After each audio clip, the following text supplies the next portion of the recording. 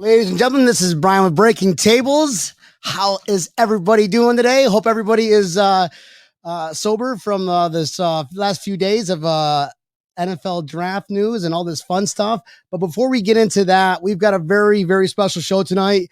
I've got two special guests, Ryan Strobel and Mike, a.k.a. Sip, the Bills boys over at Bills Backers, Dallas Fort Worth. I'm excited to talk to those guys. And of course, you got yours truly and Neil Bono. This is Breaking Tables, and we're going to have fun tonight. It's the Mafia, you know I'm rocking with the Bills. It's the Mafia, you know I'm rocking with the Bills. It's the Mafia, I'm with the Buffalo Bills. It's the Mafia, you know I'm rocking with the Bills. Hey, who you reppin'? What's your team? Who you reppin'? Joined with my co-host, Neil, Tampa Armchair GM. Neil, what up, dog? What up, Brian? Wait a second. Wait. We got to do a regulators. Mount up. Please don't ban me. Please don't ban me. I don't want to get banned. I can't be doing any more of that copyright knick-knack. My Warren G stuff that I'm going to do. Jerry Hughes will get the sack soon as you snap it. All right, then I'm going to bring in the boys from Bills Backers. That's Dallas and Fort Worth. Start with Mike, the Presidente. What up, brother? Hey, what's happening, guys? How's things in sunny Florida or shitty Florida or whatever the hell it is today? Yeah, amazing. I mean, it's perfect weather year round. You can't complain. I mean, it's except for those mosquitoes that are the size of Cessnas. Yeah. True story. And the people are kind of assholes down here, but it's So they call them idiots. So Mike, you're actually joined. I'm going to get Ryan up on here. This is the VP of Dallas Fort Worth Backers. Ryan, what's up, brother? Thanks for hopping on. Hey guys, how's it going? It's rocking and rolling, man. I'm so I keep telling everybody I'm still recovering from the draft because we did 4.5 hours of just mayhem, laughing at other teams, and getting to see our first pick. But before we get into the draft, I do want to talk to you boys because it would have been awesome if we played the Cowboys this year because you two guys are the guys to see when you're in the Dallas Fort Worth area. Walk us into this. How long have you guys been doing this? Mike, let's start with you. You're the Presidente. Well, the club was started in the late 1980s. Okay. But myself and Ezra Castro, Pancho Villa, actually took over the club in 2015. We started with only about 300 people.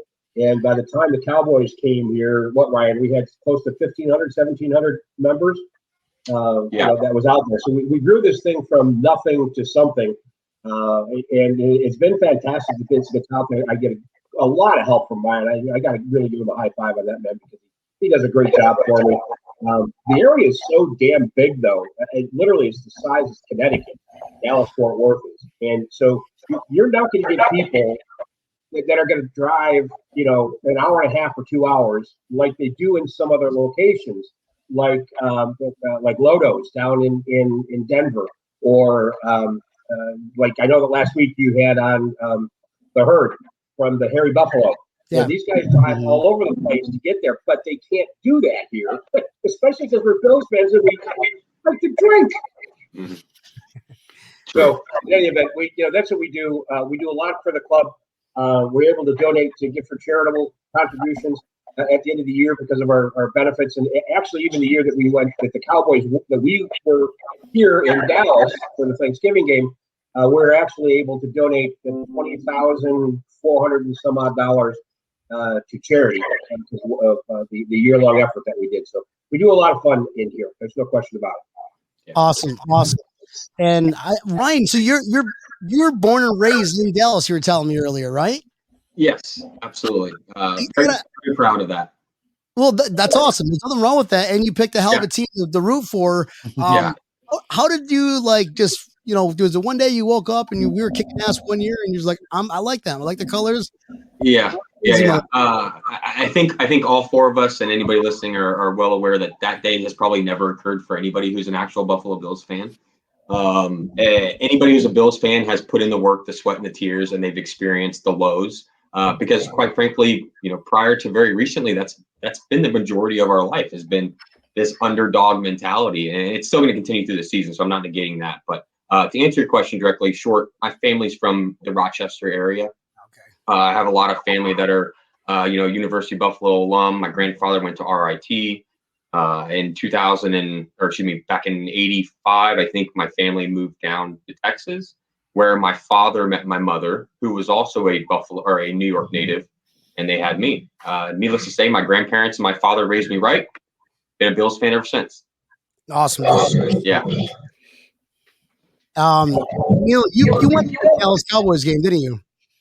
I did not go to the Dallas Cowboys game, but I did go to Cowboys Stadium. I wanted to go to the Thanksgiving Day game. So what was that like for you? Like, did you go to that game? Do you guys have a big party before that? Right. I I want to hear about that because We had a little tailgate, Mike, didn't we? We had a little tailgate, right? Little one. We were very modest. We had somewhere around 1,800 people show up. Nice. There we We had go. four food trucks, a 30-foot by 30-foot tent with big screen televisions in there. When people bought passes, we had all the Cokes that you wanted to drink and beers. And thanks to a lot of people that helped donate to this to help make it possible. But I'll tell you what, that was one big fucking pain in my ass, especially from Halloween to Thanksgiving, because that's when everyone decided, hey, I want tickets. And then when they showed up, they still wanted more tickets. But I'll tell you what, though, it was cold and rainy and miserable and It was wet. Yep. and wet. Was it really? Yeah. Oh, yeah. No But kidding. the best part about it is that we came back, we kicked their ass the whole game. And then, we've been drinking since about 9 o'clock that morning, Ryan? Yeah. And Yep. so he came back Yep. in the rain. We're fucking handing out turkey sandwiches to everybody that we Yeah. Yeah. As we won. It was great. Fellas, it was probably one of the top 3 greatest days of my entire life.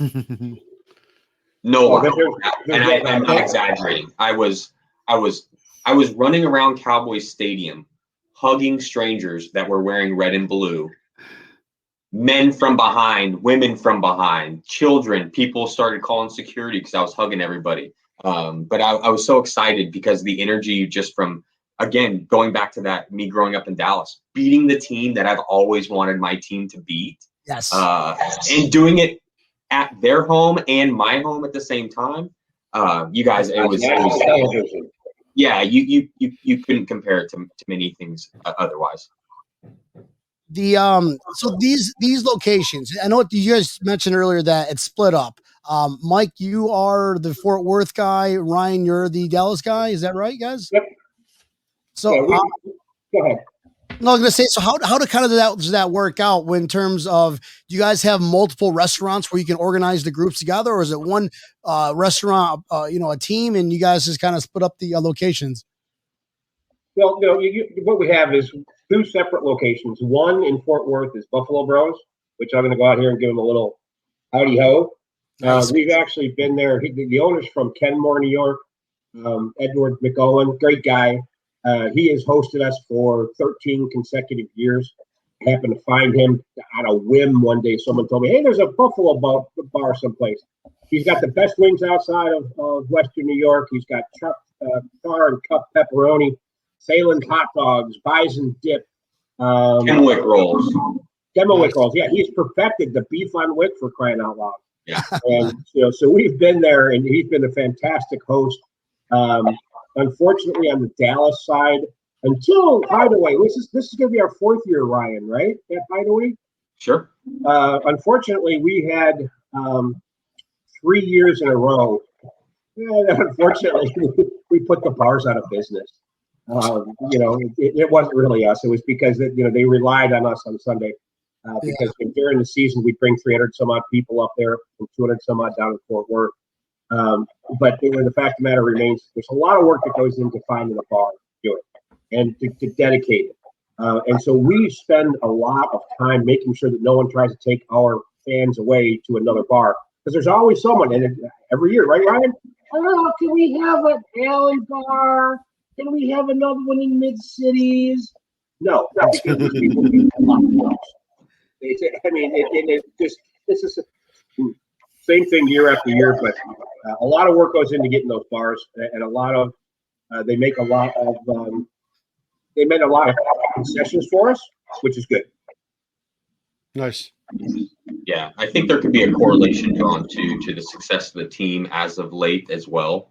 I think in the past, us being the Buffalo Bills, and think of us respectively in the Dallas-Fort Worth Metroplex, nobody comes to see the Buffalo Bills, right? Everybody down here wants to watch the Cowboys. They want to watch the other teams. And so I think historically, and I don't think it was intentional, but we probably landed in bars that were a little more desperate. And therefore we brought as many people on a Sunday to watch the Bills game as they had all week long. So they loved having us, but they also didn't really have any other options. And so again, tying that to the correlation as of late, we've been doing really well these last 3 years. And I think that could be correlated to our relationship with the Hideaway, but the Hideaway has been incredibly generous to us, gracious to us. They are our home. I don't see us leaving there anytime soon. They accommodate us and then some, and especially during the pandemic and all the restrictions that we've had to monitor, they've been absolutely phenomenal to us. So for now, Hideaway is going to be our spot, I think. Yeah, and it's really the good part about coming in, and I've heard other groups that are complaining, and I won't give away other club names, but all the Bears fans are here. Oh my God, we got Seattle fans. Oh, there's Cowboys fans. Well, the thing is, what we do at both locations is that we just have so much red, white, and blue that the people walk in and say, they turn around. They leave. Dallas Cowboys fans walk into a bar in Dallas on football Sunday and leave. They shake their heads because they're like, there's no place to sit. And if they do get there early enough and sit up, we go out there and heckle them. You should see it out there playing the Packers. We just go up there. There's an interception. Like, oh shit, yeah. Yeah, you suck. Your face sucks. You suck. All right, I get it. I mean, and that's the type of fun that we have. The best part about it, both locations allow us to play the shout song.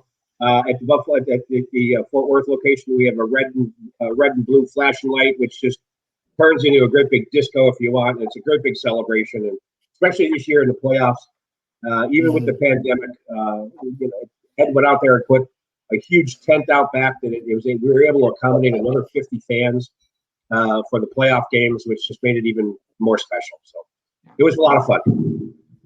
Awesome. That's awesome. Yeah. Who do you guys think has the better beer selection? And do you guys have any kind of special bats? Actually, I'm not much of a beer drinker. I'm a vodka drinker. Sorry, Mike. Is the question between the bars or between cities? The bar. The bars. Okay. Buffalo Bros versus Hideaway. Yep. Okay. All right. Continue, Mike. Well, I'm going to vote for Buffalo Bros because they've got a hell of a selection. What do you think, Ryan? Yeah. They're both great. I'll leave it there. They're both great. Yeah. I'm a little bit of a beer, I'd say, snob. So, but I think Sundance. Does Buffalo Bros University have as many beers as Sundance? No, not at all. Okay, so to me, Sundance is impressive. Yeah. That's their new location. It's downtown in the Sundance Square. Second location opened up about a year ago, just after the pandemic hit. About a mile away from the other one. Yeah, and they've got a huge selection of, especially craft beers. We've got a bunch of them down here that are made right here in Fort Worth and Dallas. But to go back, though, you asked about Labatt. Yes, we've got Labatt, Blue and Blue Light. Yep. We have Molson. We have Jenny Cream, for Christ's sake. Well, that's exciting to hear, because I'll tell you, when I went to Houston 2 years ago for the playoff game, Labatt Blue Light was the only Labatt Blue Light I found was the stuff that I brought from Tampa. Yeah. Nobody had it there. We actually got Blue Light down here for the first time after 14 years of trying to get it down here. They actually convinced the distributor to bring a pallet down here, and then literally the pallet was gone, not between just our two bars, but from other locations that wanted the stuff in stock. So we might not have that much of a problem this year with Blue Light. But there's always Blue going out there. And like I said, for the people who come and visit us, and they want a Jenny Cream, definitely be able to hand them out. I know you don't like it. Now, if they had Jenny Reds, I would drink it. I guess beer is beer if you're really desperate, prior to 10 a.m. beer is beer. Yeah, True yeah. story. It's well, True it's story. 6 in the morning. You're just waking up and still drink maybe 2 hours of sleep the night before. I really don't. Taste buds are completely shot because of all the alcohol you drank the night before. It's Well, plus, you can't mix it with toothpaste. True. Hey, but speaking of beer, and I don't know if we can commandeer the conversations, but in short, so we have this brewery in Grapevine, which is a city that happens to be very probably central between Dallas and Fort Worth. And there's a brewery out there that we met the owners at that Houston game that you were at, Neil. Mm-hmm. And they're called Hoppenstein. And we met the owners at that game, helped them unload some pallets of beer out of the back of the car, not knowing who each other were. And then come to find out much later, we get in conversation with them, and they made a Buffalo Thunder beer for us here in Dallas, Fort Worth. They donated part of the proceeds of those beers to the charity that we were raising money for. They've got, if Mike's getting a can, he'll show you the can's pretty. And again, we sold these in DFW and they sold out. They couldn't keep them at the brewery. They couldn't keep them at the store shelves. They've got people still calling them to this day, asking them if they're going to make it again. It was a limited release. And they put Zubas on the logo. Oh, nice. I like that. Yeah. And so it's an unfiltered Pilsner. And that's the charity that we were raising money for that year, Bills Fan Thunder. And it was an absolute hit. And that those group of people have been incredible to us as well. And they're also Bills fans, so that helps. But that was awesome. Beer is making me thirsty. I was drinking water. I was like, all right, I can't drink any more beer. I kind of want to like send you guys a beer from I'm gonna Tampa get beer. for a Remember that, beer guys. for that. Okay. Like they just before, it's funny, just before the Super Bowl was about to hit here this year, they started selling Pils Mafia here. Oh, the Pils Mafia. Yeah. Okay. I saw it in Whole Foods all over Tampa, and I'm like, ooh, they know. That's Thin Man, if I recall. Yeah, correctly. Thin Man Brewing, yes. Okay. I wonder how far south they go. Well, I mean, they're here. They're all the way out to the West Coast. They're now like that's like a regular beer Okay. they have at Whole Foods in Tampa now. So Okay. I'm Very like, all right, that's cool. I like it. I will say I have a bottle, or I have a Well, can, but I haven't opened it. Yeah, it's pretty good. Okay. It's definitely worth trying. I mean, now I can get it at the store on the street, but Yeah. before I'm I still had hoping a to 4-pack get it in from the- the actual brewery back in Buffalo, and it's like, I'm not going to open it up. Right. And I'm Right. like, okay, well, I'm going to open it up. If I find a second one, I'll open it and taste it. Yeah, it's pretty good. It's a solid Pilsner. Me, I like more hoppy stuff, but That's me. I'm a hoppy guy. yeah, I want to get punched in the face with a hop, so Yeah. Mike's not a hoppy guy though. Mike's not a hoppy I'm guy. not a happy guy. that's okay. Yeah. I mean, I'm equal opportunity, but I'll drink anything you put in front of me. Again, beer's beer before 10 o'clock. So, Absolutely. I mean, All right, boys. Cheers. Yeah, buddy. cheers. Oh, fantastic. See, I was gonna get some beers ready. I had some in my fridge, but after the draft and after the weekend, I was kind of like, oh, you ever have that? I don't know if I could do one more beer. And No. See, I had a friend from down Nah. from Buffalo itself that I went to school with, so I've been taking him boating all weekend. So naturally, I'm just gonna have a lot of beverages. jet skiing, boating, drinking. Geez, you're Yeah, living. this is hopefully the point of the conversation where Neil no longer complains about how terrible his life is. No, Yeah, no, not even a little bit. He's gonna keep rubbing it in. Only on Facebook. Look what I'm doing today. Look what I'm doing today. The rest of the week, I'm not going to tell you at all what I'm doing, but today I am. Do you put the caption "working hard" on all those? Hardly Hardly working. Correct. He's that guy. He's Got it. He's Yeah. that guy that will Yeah. make us all feel like I guess we're losers. Yeah. You're talking about drinking and having the draft and stuff like that, and it's actually really great because 30 years ago? No, 3 years ago the draft was here in Dallas, and we were fortunate enough to when they had the group and they had 50 people from each team on the floor. What you got up there, Ryan? That was the inner circle badge. Oh yeah, I got mine over there too. Where I keep this thing, I keep that next to it as well. But well, we were on there and it was fantastic. Oh, good. Someone liked our tailgating party. Thanks, Devin. Oh, dude, Devin. Yeah, I ran into Devin that weekend. I remember Devin very specifically. And if I may, real quick too, I couldn't tell you what I told Devin. I had I don't know how many beers by 10 o'clock that morning, Mike. Devin, if I recall correctly, runs or he works with the Salt Lake City backers, and he told me the group was small. You know, what do I need to do?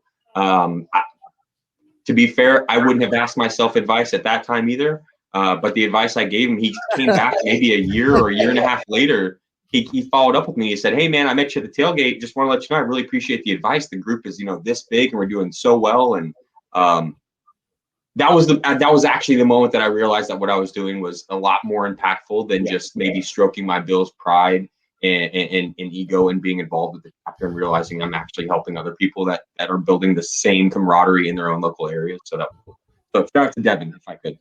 Ryan, you're right. I mean, by the end of that weekend, and all the people that came up to us and kept posting on our site and sending us emails and just saying, "Thanks, you guys did a great job, fantastic job, probably one of the best tailgates you've ever been to," did make me realize that it is just more than a bunch of crazy Bills fans getting drunk on a Sunday afternoon, having a good time, and we are making an impact with somebody.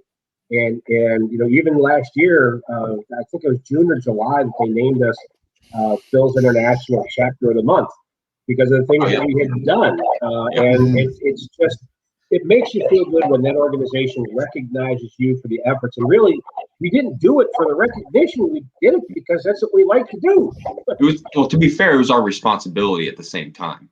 Right. It was an unofficial responsibility that we thought that we need to throw the biggest and baddest Bills Mafia rated party we possibly can.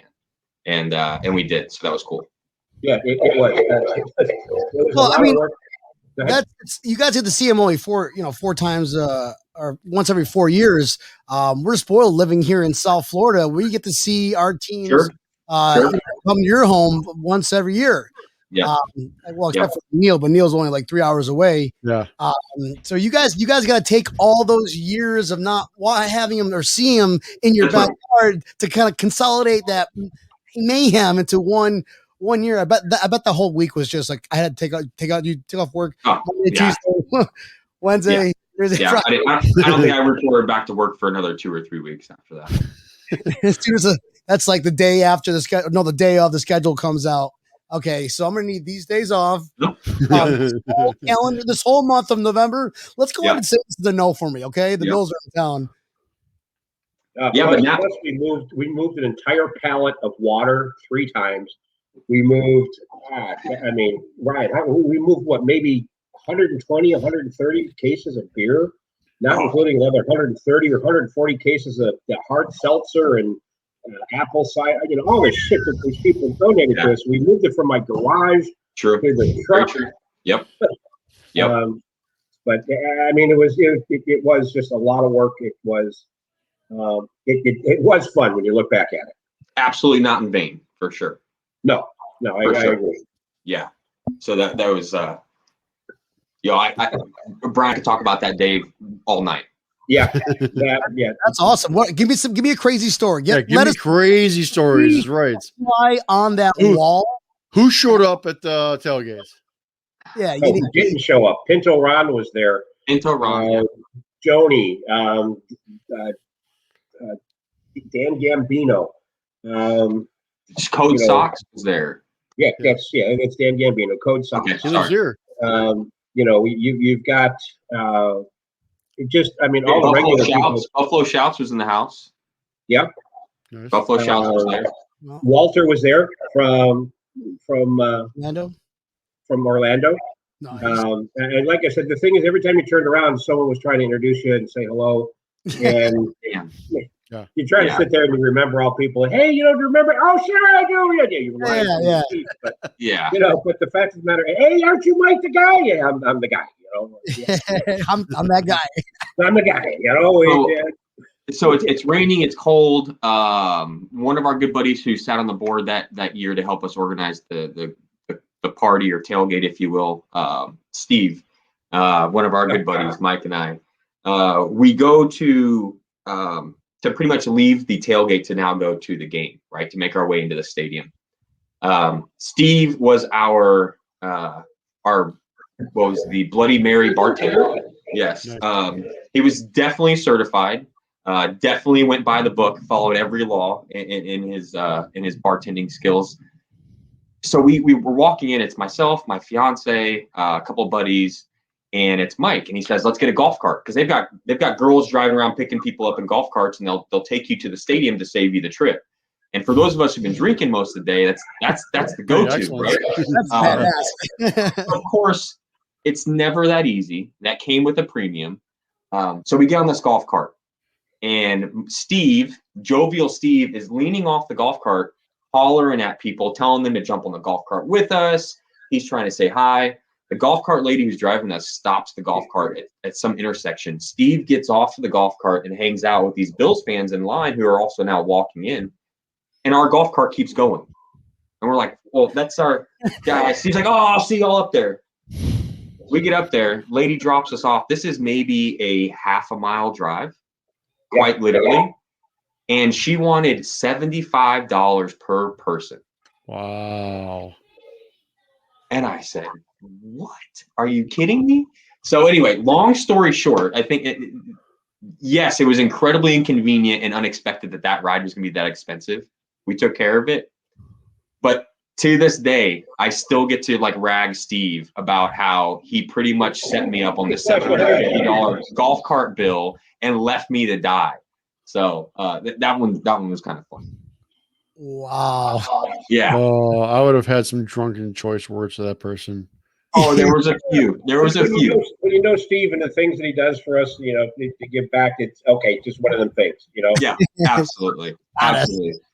But it's funny because Steve doesn't get rattled. He's a very, very cool, calm kind of guy. And that's one thing that I can kind of just, antagonize him a little bit. And just all I have to do is bring it up a little bit and his feathers ruffle just ever so much. So. And he turns red, though. He still was embarrassed. He laughed. Oh, fuck you. Yep. Have you, any of you gentlemen, ever broken a table? No. I'm surprised that I haven't, and those who know me at Bills games and Bills tailgates would probably agree that it's a little surprising that I haven't. But no, I can't have it. I haven't. I got to tell you what, though, with the draft weekend, though, I got to take. Well, I don't have a hat to take off. I got to tip my hat to Spencer Brown. Dude, he goes out there after as soon as he went out there. Drafted by the Bills. That was sick. Fucking breaks the table. Yeah. That was That's Buffalo. Welcome to Buffalo, baby. I bet McDermott reamed his ass for that too. Oh, did he? Don't get hurt. Yeah, you do not no. Yeah. From a live. Congratulations for your tweets, but do not do that ever fucking again. I picture that like there we go. From dude, that table didn't have a chance. Way to go, Sean. 330 pounds. I know, right? Sean Hanneran, Pompano, sort of South Florida Bills backers. Okay. Then I'm glad Neil stole Tom Brady's Wi-Fi password. Yeah. Normally, Mr. It sounds like he's doing old ancient kung fu movies or something. Like you could. I got rid of my dial-up AOL, and it's he's got a new, he upgraded, and then now we can hear him. Now we know what he sounds like. My conclusion, he still sounds like an asshole sometimes. True story. Welcome did you guys make the trip to Houston? I'm assuming. Oh yeah. Yes. Both of you. Yes. That was a blast. Playoff games, and I mean it's right there. It's been a blast. We stay at the Holiday Inn, which is right across the parking lot. Yeah. From Energy Stadium. So literally, you walk out the back of the bar and you walk across the parking lot, and you're in the stadium. Literally, quite literally. See, we stayed downtown. We stayed at the Marriott right by the convention center until we drove down. I had because I brought my entire tailgate system with me. I had a turkey fryer delivered to my hotel, and I put my turkey fryer together so I can make wings for my tailgate the night before. So I'm putting this thing together with a screwdriver they allow me to use at the hotel. That's awesome. Just the night before. And I sold the fryer to the guy that was tailgating next to me, which is amazing. Wow. Yeah, it was pretty fun. Like I made chicken wings. We brought the TSA probably laughed their ass off, and they were going through our stuff. Like I had a suitcase full of Labatt Blue Light, 2 12-packs of Labatt Blue Lights, and then I had another suitcase full of just Jello shots. Because isn't that just what you do? Oh, yeah. Sure. And then I came home with all these empty bags. Like, well, why are your bags all empty? Like, don't worry about it. I drank the shit. I mean, what do you think? Hey, it's cool. Don't worry. We were thirsty. I might be on a list now. Buffalo won or lost, right? Yes. Yes. Yeah. I mean, it's a gorgeous stadium, by the way. Which one? Houston? Houston's a gorgeous stadium. And I did get the chance to, so I was telling you guys before, I was able to tour the Cowboy Stadium, which is, I mean, as much as I hate to say it, it's an absolute fortress. Yeah, it's impressive. I mean, everything that he did to that stadium, I mean, the lights are shaped as footballs. Like, it's just, yeah. But this is enough Cowboys podcast. Well, he saves a lot of money not having a general manager. So True. That's where that money that's where the money went. Football-shaped lights. They're like, all right, football-shaped lights, or you got to have... I think they should stick with what they're doing. Football games or football-shaped lights? Yeah, there you go. go. Yeah, exactly. Yep. All right, or nice ambiance. Exactly. Oh man! So, again, we don't see you guys, or you don't see the Bills at your backyard once every 4 years, and you obviously got to travel 2 games. Is there a game usually that every year you're like, oh, I got to watch them, or I can't wait? Opening day. Every game is a must watch, but opening day is the game to be present at. And if it's going to be here. Yeah. Well, Or, this year, sorry, I think it's gonna be, home opener, actually, sorry. what we're talking about is opening day at the Ralph. Yeah, You know, home both of, like there's 16 games now. There's 17 games that are like you don't miss them. But to go out there and to have a game that you absolutely have to be at, opening day at the Ralph. Home you opener. guys fly up, you both fly up, Nice. watch. 100%. Oh Yeah. wow! Okay. It's a tradition. It's unwavered tradition today. Well, and this year with them wanting, being vaccinated, all the rules. Who knows what's going to happen in terms of what's going on? It really sucked last year that we couldn't go because they weren't allowing fans at all. Mhm. But before in normal life, it's tradition, and we love going to a place called Bar Bill and eating their wings. Nice. We go to the Big Tree Inn, which is right down the street. We support the Hammer Lot. We'll go right across the street to the Bills Fan Thunder and party with them. By the way, Bills Fan Thunder is a 501c3 that brings underprivileged kids, 20 of them, every week to the home Bills game, completely no cost to them. They go out there and they feed them, they give them games and tickets and chaperones and everything. It's a fantastic organization. So if you want to help, young kids go there, definitely go to BillsFanThunder.com and donate. But to go out there and then walk down and have a shot at the Big Tree Inn, which was always where the Bills went after practices. It's a tradition. It's a lot of fun.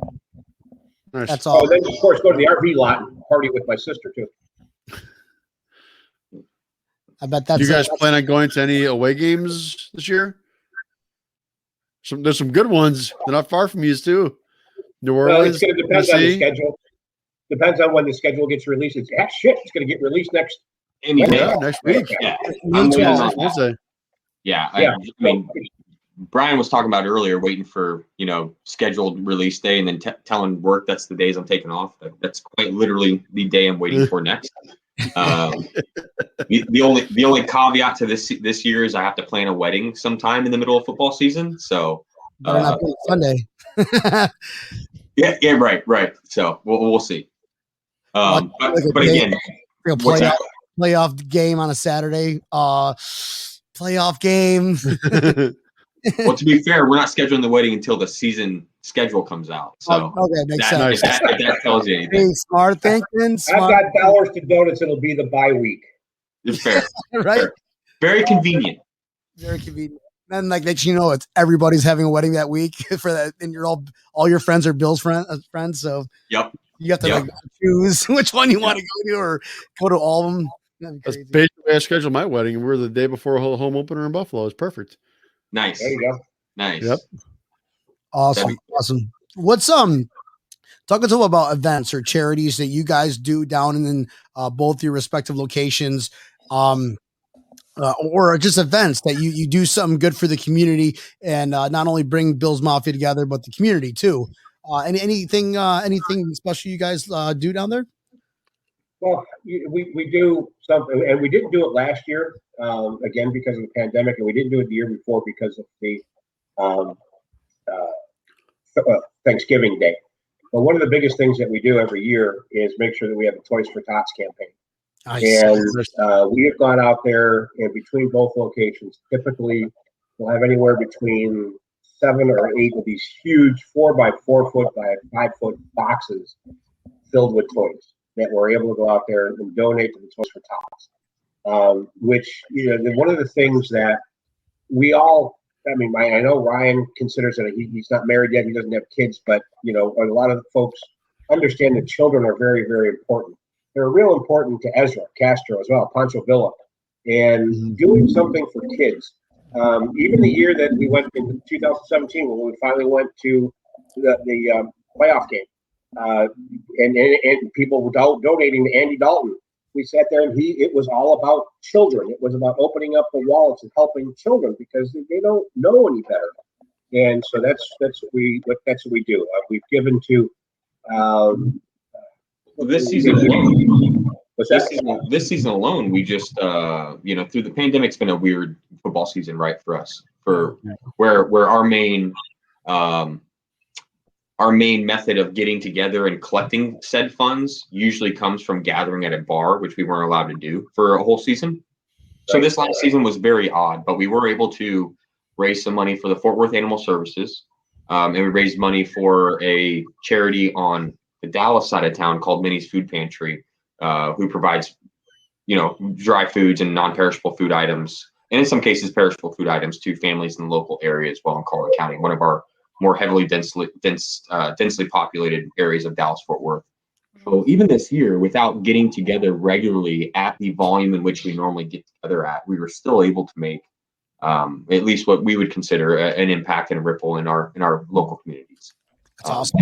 And I think we do regularly try to rotate those charities, so we're not continuously, funneling, be it funds time or whatever we choose to donate, to the same place all the time. We're trying to diversify, our impact in our local area. And what we try to do is we try to give them things that they know that will help them. We don't just go out there and give them a cash donation because, quite frankly, you never know where that cash goes. But when we donated to Vogel Alcove, it was another fantastic. Oh, Vogel Alcove, yes. Yep. That goes out there and actually babysits children while their single parents are out interviewing or training for jobs. And we gave them bundles of diapers and wipies and powder and all the rest of that stuff because that's the sort of things that they need. And like we did it for Minnie's Pantry. We gave them, oh my God, 2 or 3 carts just flowing with food, yep. So we could help make sure that people were fed. And then because we don't want to forget about our 4-legged friends, which I've got 2 dogs. I know Ryan, you've got 2 dogs. I don't know about you guys. You got 3. Okay, there you go. Deal. No, he doesn't have any. Just one. Oh, okay.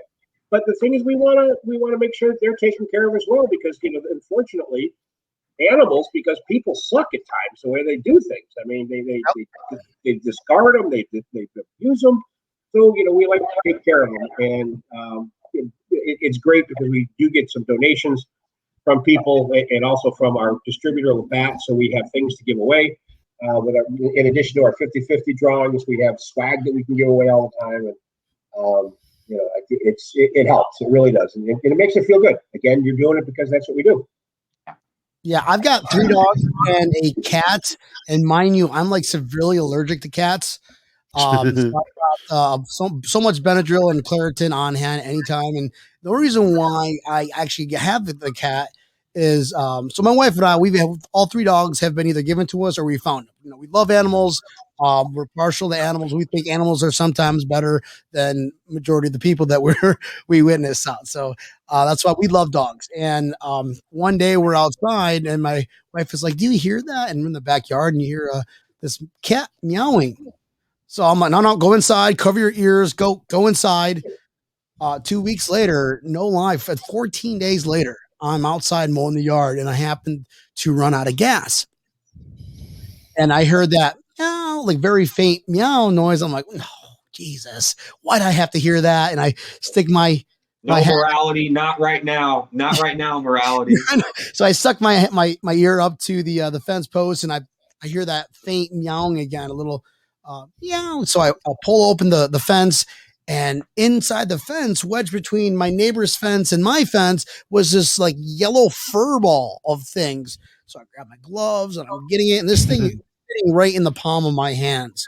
All bone. You don't feel any kind of muscle or any fat on this cat. Apparently the cat was there for 2 weeks. Fuck. So I'm like, I'm such an asshole now thinking about it. Like, I should have rescued him right away. Day one. So that I'm calling all these places up, freaking out. I'm like, oh, I found this cat. My wife's like, what do I do? And she's like, call a shelter. So I'm calling shelters and they're like, no, it's probably not going to make it. And we don't take cats home. I'm going, well, this cat's going to die. I'm like, fuck, I don't want it to die. So I ended up taking it to the vet. I did like, fuck this. I'm going right to the vet, go to the vet. And, I made like a little shoebox with a towel in it and made it look really cool. And I bring it in the vet, and the vet's like, I can give it like fluids. That's all I can give him. I can't even get antibiotics. Realistically, this cat will not make the night. So I'm prepared for the wake up next morning and a cute little kitten is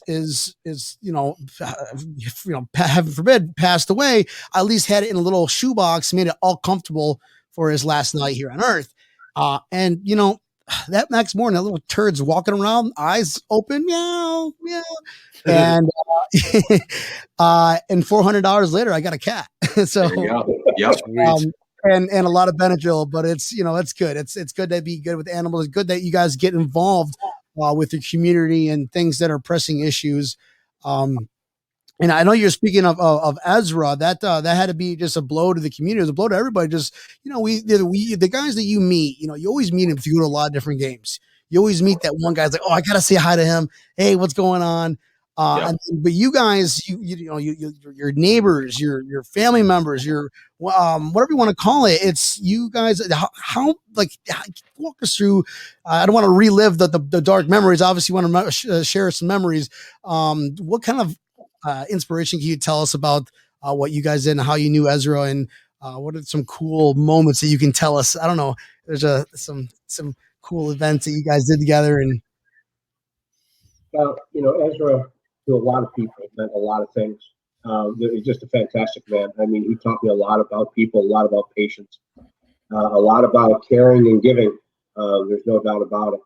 The day that I found out that he was going into hospice, I was on my way back from Houston, and I was about ready to get on an airplane. It was just devastating because when I looked down and I see, Ronnie's telephone number come up, I knew it wasn't good. But I mean, that man was, I met him at the San Francisco 49ers game in 2010, something like that. When one of the last years that they were in Candlestick Park. And, just grew to know a man that would give you anything, the shirt off his back, his heart as big as the state of Texas.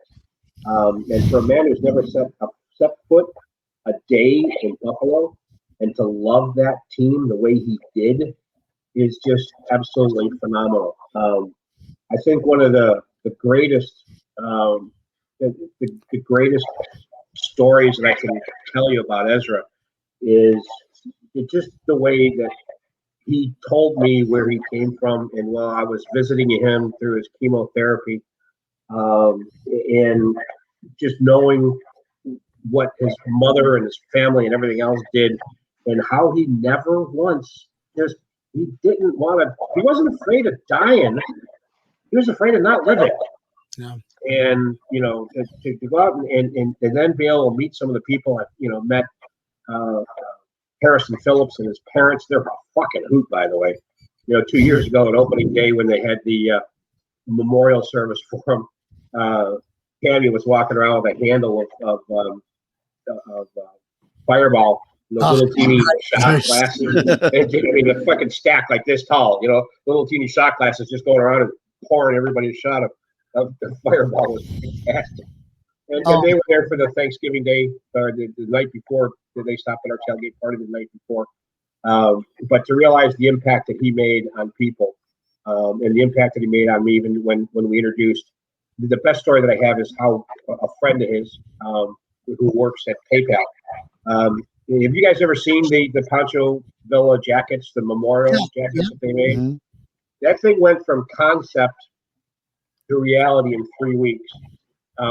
Because we were sitting there in hospice, hospice, and people were taking advantage of his likeness and his name and selling shit and making money, and no one was going out there. So I went out there and we had all agreed, and I went out and I trademarked the name Pancho Villa and his likeness, so people couldn't go out there and profit without benefiting his family. And to this day, I made an agreement with Shorty McBill, Daniel McMahon, and the people who run his riffs going out there, and to give money back to his family. So that was the greatest thing I can say that I did for him. That's awesome. To go out there and trademark and make sure that he was protected against. Love him. Brian, what do you got? Yeah. I have a whole lot of crazy stories with Ezra because we definitely had different lifestyles, but I think our common denominator happens to be the same thing that might be the premise of my story about Ezra. So, of course, as I mentioned before, I'm born and raised in Dallas, Texas. So growing up, I watched games with my grandfather, my father. There wasn't normally a place for us to go watch a Bills game. And it wasn't until just after my father passed. So this was all very coincidentally. My father passed about 11 years ago. It was just after that I was introduced to the idea or the concept that there was such thing as a Bills backers bar. And it happened to be at McFadden's, which is in Addison. I think it was similarly related or in some way related to the McFadden's in New York. I'm not sure, irrelevant to the story. But that's where I started going. And I thought to myself, this is the coolest idea ever. I myself have also never been to a Bills home game, but I grew up my entire life fascinated with this team, unwavered, dedication to this team, and find out about this bar. And Ezra was running the chapter there. And that was how I was first introduced to Ezra. And then I think two locations later, so 2 seasons later as well, we were now at a bar that was maybe walking distance from my house. And I used to come to the bar and we would play the shout song, but it was on this little PA, like Bluetooth PA system that Ezra had. And I myself I would play music and make some bit of money, nothing glorious or incredible, but I had a PA system. So I had some things that I could bring to the table. So one day I told him, I said, hey man, let me bring my PA system up here. We're playing this shout song. People literally have to plug one ear and fight to listen for it. Let me bring my fucking PA system. I'll do it for free. And that's how my relationship with Ezra first started. I brought my PA system. I never asked him for anything. I never cared for anything, not even recognition, didn't want a bar tab. I just wanted to watch the game with more than myself and other Bills fans. To me, that idea itself got me so high on the fact that I could watch the game with other like-minded individuals. It was the coolest thing. So I thought to myself, cool, I'll bring my PA system, no big deal. So we went from there to, I think, another location. That was when I think we landed at the Hideaway, Mike. We went from DJ's to the Hideaway. And again, continued to bring it. I'd always have a microphone, so Ezra could do announcements, or sometimes he would delegate announcements to me. And so I provided this means for us to up our dynamic at the Dallas locations. And so that was my initial contribution to the club. And then when Ezra did fall sick, and actually I'll back up just a little bit, Ezra really brought me in his family as well. That Ezra was one of the coolest fucking people I've ever met. Between him and his entire family, from Panchito to Panchita to Ronnie and everybody embracing me, to the brothers and the uncles and even Ezra's mom, their family traditionally was very close as well as open and welcoming. So that really presented itself when you met Ezra and you're around his family and his kids, and being at a Bills backers event, you were thus with his family just the same. So it was this energy you got from Ezra was fantastic. But it was when he was he was at Southwestern Medical Center, I think. I went to go visit him, Mike, down there. Yeah, or no. This was when he was in Dallas. Sorry, the UT Southwestern. And I went down on him just one day. I wanted to go see him, and I said, "All right, cool. What room are you in?" So I went and I pulled up and I walked in, and I'll never forget, man. Obviously to him and anybody else is probably a minute gesture, but when I walked in the door, he said, "Hey, move. Let Strobel sit right here. I want to talk to him." And it was just super cool, because here I am, I say kid because I still don't realize that I'm, approaching 40. I still think I'm a kid, you guys. But here I am. I'm experiencing these experiences with this guy who's running this Bills backers chapter. In lesser words, he's providing for me everything that I've always wanted in being a Bills fan living in Dallas, Texas. So to some degree, I idolized him. I very much respected him and put him up on a pedestal, and very rightfully so. For him to say "Hey, make room, and I want to sit next to the Strobel and talk to him," dude, that was one of the coolest feelings, next to the bittersweet feeling of hearing Mike communicate to me later at his viewing, that Ezra had asked that I take over the Dallas chapter on his behalf. He was super cool, man. I rarely feel as welcomed as that guy would make you feel. In that day that he went up there and he asked me to make sure that I ran the club, took over after he passed. And I asked him, I said, "All right, well, who should be the VP? Who should?" And he didn't even hesitate. He goes, "Ryan." And so I said, "Okay, Ryan it is." No doubt about it. But those final days, to watch a man that was all so full of piss and vinegar be reduced to something where he was afraid to see people because he couldn't breathe. It was a very difficult time. And quite frankly, a week from this Friday, May 14th, is when he passed. So it'll be 2 years, a week from Friday. Yeah. And I'm telling you, I miss him. He was one of my best friends down here, considered a brother. We talked a lot. More than Ryan and I did. But that's because that's the way he was. He had an idea. He said, "Hey, can we do this? Can we do that? What do you think about this?" And plus also too, I was in outside sales, so I was able to go up and see him at the funeral home. So it worked out really well. But that man made an impact on countless people, and to this day we still miss him. There's no doubt about it. Incredible man. I don't know if you guys ever had a chance to meet him, but if you didn't, you certainly missed him. Yeah, I have had the chance to meet him twice. Once when I was living out in Phoenix, he came to our tailgates, and it was just a lot of fun. Just a lot of fun. He joined up. Hey, I just wanted. He literally just walked up the tailgate. Yep. Yeah, he just wanted to be there. Yep. And the other time it was down in Miami, we had a huge tailgate, and he came there and just waited. He was there the entire time. In the one in Miami, he was there all day and just enjoyed it. Had all of food, just come on in. And I got a huge group picture of him, all of us. It was great. I did get to meet his kids in Houston for that playoff game because they were there. They were walking around, and the whole family made themselves very vocal. Very great family. It was great to meet them as well, because after hearing what he wanted to have done with the whole backpacks for kids and everything, like it was just great. It really was a good thing. Like that was his legacy. Like, I want to have backpacks for kids. Everybody donated to that, and it was huge success. Yeah, so it was yeah. Bills Mafia, Buffalo Bills. It's Buffalo Bills is more than football. And 100%. I can say that every single week when I talk to Bills backers, bars, and presidents and so on.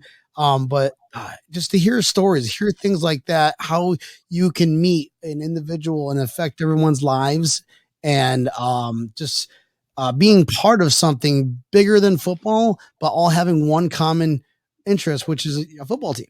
That's amazing. That's unbelievable. The power of numbers it can do in terms of anything you want to do. So that's awesome. That's why I wanted to hear that's kind of the stories, because you guys met, he's a legend of a fan. I wish I was a Pancho Villa, you know what I mean? Yeah. I'm just Brian. I'm just Brian the drunk, so that's really cool to do that and meet that. It's also kind of weird to speak of him in such a infamous perspective, because people like Mike and myself were lucky enough really to see. I saw Ezra every single weekend, like if not even more frequently if there was an event that we were invited to, like the kids' birthdays or what have you. But we saw him regularly. So to hear of him being so, infamous in this persona, while I'm not discrediting his persona by any means, it's just fascinating to hear people speak of him as such a perspective, because to me it was like, that's my normal Sunday football watching, buddy. I bring the PA system for him so that we can have the group going and all this shit, never thinking anything of it. And then when you're faced with reality, and reality then also involves a life-changing experience, such as losing somebody, some of those things really do start to surface, and you realize, like, holy shit, like he was much bigger than the guy I saw every Sunday running the Bills Packers in Dallas. Yeah. Well, it's funny that he was running the Bills Packers in Dallas, because I feel like every game that I was at, he was there. Right. No, he was everywhere. I'm like, wait. He was was in the game. What do you mean he ran the Bills back to Dallas? Well, especially the last year, I think, and year and a half, when the news became a little bit more, less favorable. I think he really went out of his way to make sure that he hit the circuit. Let me hit all the spots I haven't been to. I need to make sure that I do all these.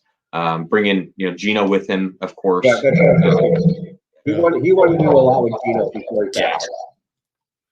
So, but I agree with you, and even in that same breath, Neil, it's weird because I sit there and I say, yeah, I saw him every week, and so it's crazy to think of people thinking him of something more than that.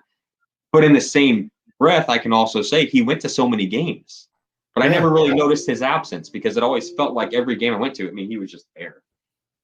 That's awesome. I feel like every game that I've been to, like I go to a lot of away games, and I used to live in Phoenix too, like for a few years.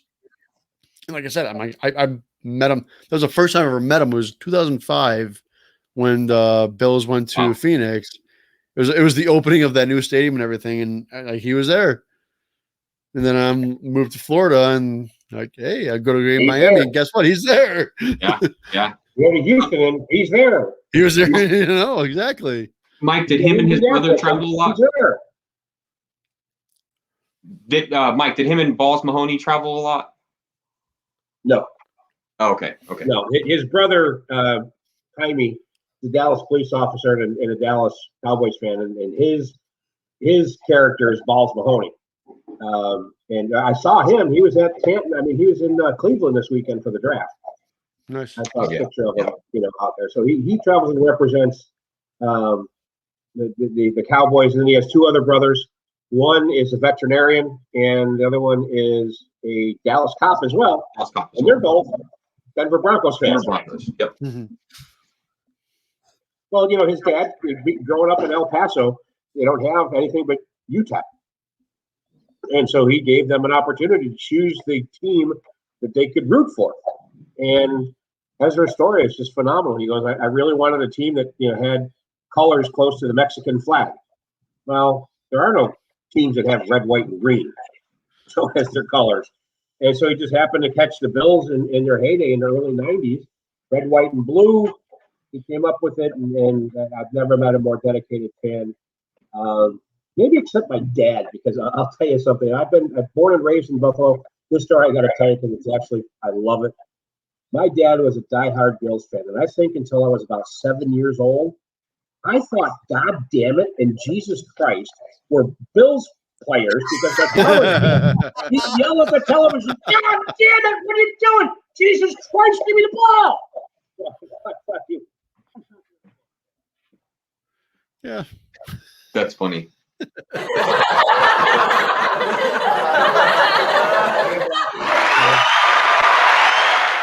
That's a dad's growing us, teaching us right how to be the get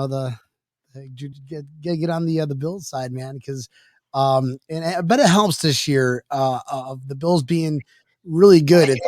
It's not so it's you could see, we kind of weed out the super fans because the super fans are going to be in there even if we're having a bad season, and then you've got your once in a while guys that just show up. But as you guys get more and more people, the better records, you probably see more people want to just go out and have fun and join the experience. So that's awesome. That's awesome that you guys are doing what you're doing and being Bills backers, presidents, vice presidents, chapter leaders. That's what you guys are doing. You guys are not just facilitating a drunk time. You guys are facilitating a community. That's why Bills and Bills Mafia is greater than football. So thank you, Mike, for what you do, and Ryan, thank you for doing, guys. I think it's Thanks bad. for having us, man. We had a great time. Yeah. I'll agree with that. It's different. It's different. It's good to know the people in hand and what you go through, and what it's more than I'm going to start a group and we're going to call it a Bills Backers Bar, and that's it. Right. It's you kind of you gotta massage it every day. It's a rolling machine, and I see a lot of work you guys put into it, and the good that comes out of it. So it's showing. So Mafia wouldn't be as crazy as it is without backers, organizations, backer chapters. So guys, badass. This is to you guys right here. Okay. You guys are the true champs. The true champs. And we still have a little bit more before football starts up. I do have to ask one question before we can hop off everybody here, because the draft just happened. Without getting analytical and into the whole, 4 hours, let's just utilize every draft pack, because we'll save it for the boring analytical podcasts and shows. What do you guys think about the round one? Okay. Round one, Russo. Is that guy a giant beast or what? Mike, we'll start with you. What do you think, dude? Well, he's 6'7", 266 pounds. The picture that's been circulating out there with him next to Kermit. The thing is, when we were at the draft in 2018, Ryan was out there, with us, and we were right there when they introduced Josh Allen and Edmonds.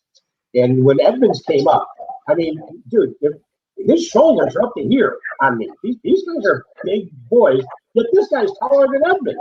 Yeah. I think he's got the potential. I think he's going to help us this year. He's not going to be a starter, but then again, too, they like keeping fresh pass edge rushers. So he's going to get some time out there. What I'm really impressed and what I'm really stoked about is that Bruce Smith offering to go out there and mentor the guys. I mean, because bad things can happen with Bruce Smith. And if we can turn this monster into an edge rusher that's a generational Bruce Smith, I'm all about it. Let's go. Absolutely. Fucking go. I'm getting chills. I'm getting chills right now. What do you think? Dude, so am I. I got it too. What do you think, Ryan? Yeah, no, I'm to be fair, like I said, I haven't followed too much of this draft, but I am aware our first round was a defensive end. And then I think we got a defensive tackle shortly thereafter. We're gonna be stacked, man. We're gonna be absolutely stacked. What I would be interested to know is who, because I feel like Bean and McDermott have some sort of poker face, but who of what we recently picked up will we be leveraging later before the season begins? True story. Bean has that little stuff in his mind to do stuff like that. I agree. Absolutely. I wouldn't be surprised to find out. The wizard. I mean, the guy's a fucking wizard. Absolutely. He's grabbed some sleep. I don't want to call them sleepers because that's discrediting it as well. But he's grabbed some people that I think he's very much grabbed them from an offensive perspective to strategize before the season starts. So I'd be interested to see who that is and how that plays out. But right now, we're gonna have a solid defense. Yeah. I'll tell you one thing that I loved maybe through the whole draft for the Bills. Anybody with a nickname of Boogie Bashman, I'm okay with that. I'm okay with that. I know. Instead of Boogie, how about Wild Goose? And isn't he like number 32? Yeah. Yes. The goose is loose, baby. He took the first time someone took 32 since OJ's been in jail. I hope the kid does. I hope the kid does good because I would love to get a Wild Goose jersey. Just to have Wild Goose on a jersey. Yeah, exactly. I mean, you spend $150 to get it custom made, but now it's just like, all right, you now give $50. All right. Cool. Yep. And I don't know if you guys saw it, but after they drafted that Tommy Doyle, the Bills put out a thing with Tommy Doyle's face and doing O'Doyle rules. Nice. I saw that. I'm like, I'm just dying laughing watching that. I'm like, whoever's doing the Bills social media, good job. Awesome. You did a great job with that. Awesome. Yes. Rules. Unrelated, but let me see. Uh-oh.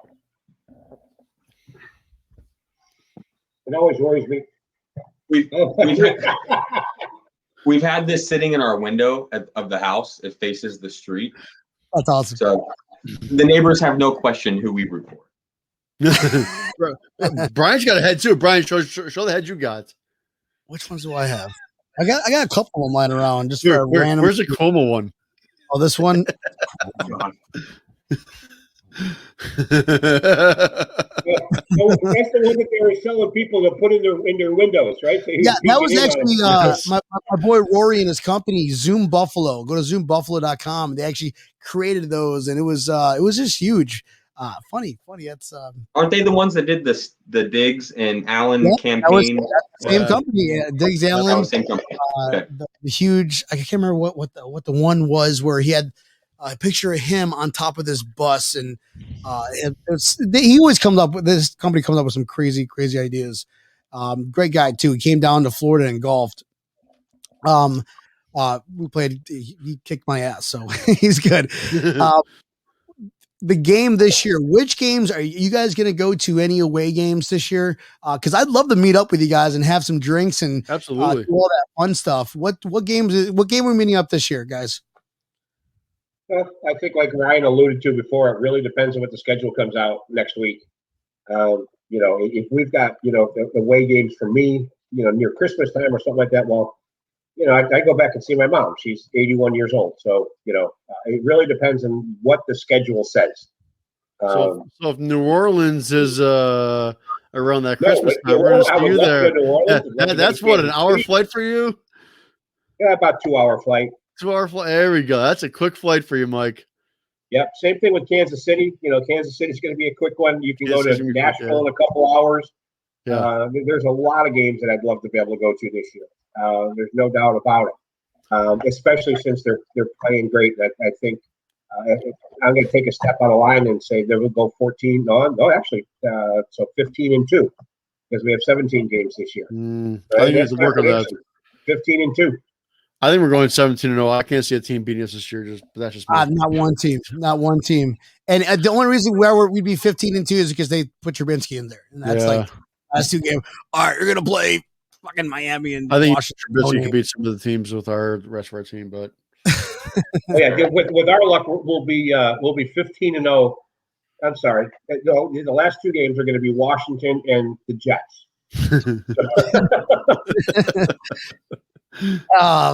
Actually, you know what? We did beat Miami with third stringers, so that's okay. We destroyed Miami with third stringers. Not just beat them, Miami got because a they B needed to rating. win that They game got a B too. rating in the draft. I mean, what the fuck? These guys Waddle. traded 17 times to get someone that they didn't want. I mean, Yep. I don't get it. Idiots.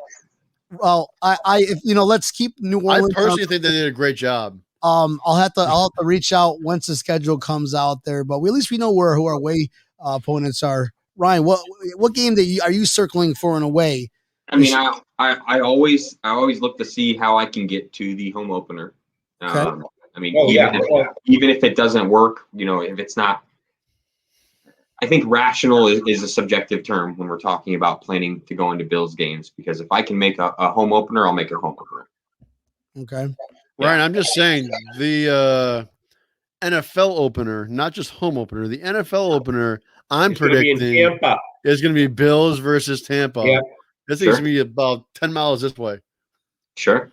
All right. So I think you have to hop on a plane. Noted. Noted. Just so you know, I'm just saying. Noted. You live right next. I'm not opposed. I'm truly not opposed. I think there's going to be like a hostel at my house. Yeah. Those Mafia people I met this week. Ultimately, in short, I will say I think at the end of the day, I will be going to an away game. I have to be at a game every single season. Otherwise, the year is not complete. The lady and I are getting married this year, but we're gonna make it happen. You got to come to Miami. One game last year, and I was excited to make it to that one game. I went to Miami. Hell yeah, that works. That was the first one that they actually allowed fans, right? That was the first game they actually allowed fans. Yep.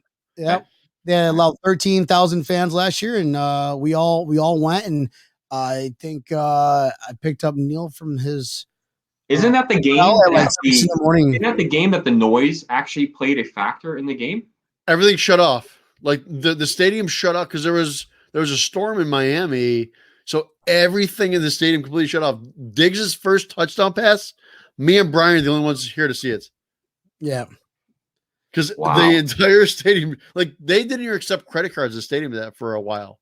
Like we couldn't go buy a beer if we wanted to. Well, the governor just signed an executive order without getting political that no more mask mandate, pretty much, or nothing that's going to hold you, no mitigating a response to COVID. So yeah, how that goes. That just tells everybody that, hey, guess what? The capacity is going to be insane this year, and it's still all Bills fans. So if you guys come down, I don't know if you guys golf. I'm trying to get a bunch of people down together, and I want to get a huge golf game. I want to have a golf tournament. For Bills Mafia. Let's do a Bills Mafia golf tournament. That would be something that we gotta keep on the books. I'm in. I'm already in. I'll get with Jonathan Holler down here or Sean Hanrahan from South Florida Bills backers and Miami Bills backers. We'll figure something out for us, guys. I'm so down for that. I'd love to chat longer, but I got to work early in the morning. Boys, this is a lot of fun. I cannot wait to meet you guys in person because I think we're gonna have a good time. So, Mike, where can we find you guys? Do you have anywhere on Facebook or any kind of website that we can go to check out Buffalo Bills backers Fort Worth? Yeah, we have both. Unfortunately, we haven't been able to update the website in a year due to things with GoDaddy, but we're working on that. But you can go to dfwbillsbackers.org and find us there. But if you really want to get the interaction with the fans, you want to get us on Facebook. Same thing, DFW Bills Backers. We try to keep it strictly talking about Bills related information between fans. We don't allow people to sell merchandise that's not personal memorabilia. We don't allow the promotion of a business or another site. We made a promise to our members to keep it amongst us. And so if it's not Bills related, Ryan and I are going to take it down. I mean, there's a couple of threads lately. They've been talking about food, Ryan, but it's all right. We have some fun with it. But we don't have a whole lot of trolls. We get rid of them. But yeah, follow us on DFW Bills Backers on Facebook. And if you write to info@dfwbillsbackers.org and just want to be a part of our email list. You'll get a weekly blog every week during the football season. Nice. Yeah, and so anybody who travels to the DFW area who's a Bills fan, wants to watch a Bills game and get the Bills Mafia experience, please look us up on Facebook, DFW Bills Backers. We do have a Twitter. Unfortunately, we're not as active on there as we are in the Facebook. So the Facebook happens to be the most frequently updated and most impactful way to communicate with us.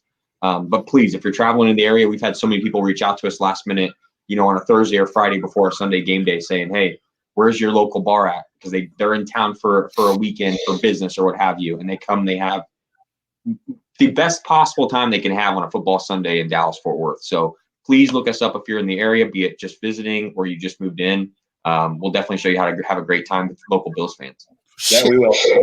Now I'm gonna have to rock, paper, scissors on where I go. If I go to Dallas, I'll just send Neil to Mike, and I gotta go to Ryan or something, or vice versa. Here's what happens. Okay, the two bars are polar opposites, except for the number of Bills fans. Okay, if you want good old-fashioned Buffalo food, then you go to Buffalo Bros, because he has everything. He's got the beef on the neck, the chicken wings, the pizza, thighs and dip, et cetera, et cetera. If you just want an atmosphere with a shit ton full of Bills fans, then you go to the Hideaway. Nut to butt. We are, just wall-to-wall Bills fans. It is absolutely unfreaking real. It's just like being at the Ralph. I'm telling you that. It really is. Yeah. 13 years ago, I had the Sunday ticket until I found this place. Now, granted, you spend a lot less on the Sunday ticket, and I spend a lot more at a bar, but I want the experience. I want to be there with the crazy Bills fans, plain and simple. Yeah, we do raffles. We give away, we do 50-50. You can win some money. You can win swag. You can win all kinds of stuff. So awesome. Yeah. Awesome. Well, I look forward to meeting you guys. I really want to thank you to take time out of your day, your busy day, and hop on Breaking Tables. I had a lot of fun with you guys and learning more about you and what you guys do, and your stories. And it's just fucking badass guys. You guys are badass guys. So here's to you, boys. Thanks again. We're not worthy. Thanks for having us, man. We really had a good time. No, it's fun having you guys. That's for sure. Super cool. Neil, where can we find Breaking Tables? Tell the odds, bub. Breaking Tables, come on, man. We're on Facebook, Instagram, YouTube. If you're not following us, you've failed in life. And if you don't follow us, the Bills aren't going to win the Super Bowl. So you better follow. I know you're not going to win the Super Bowl. It's it. Do your part. Do your part, ladies and gentlemen. Do your parts. Guys, this was a lot of fun. Thank you all very much. I'd hate to see you leave, but it's time to go. Go Bills, baby. Go Bills. Go Bills. Go Bills. Dolphin selected Waddle. Dolphins sucking. Patriots are gonna suck because they got Mac Jones. Selected another quarterback. He looks like a Lego, dude. That guy's so weird. He does look like a Lego. The Jets are just the Jets. Jets are always going to be the Jets. Oh. All right, guys. The quarterbacks go to die. This is Breaking Tables. You can catch us every Mondays and Thursdays, live shows, or on your favorite podcast listening device. Appreciate you buckling up and getting your ear holes and eye holes wet. This is Breaking Tables. Bye-bye. See you guys. Love you.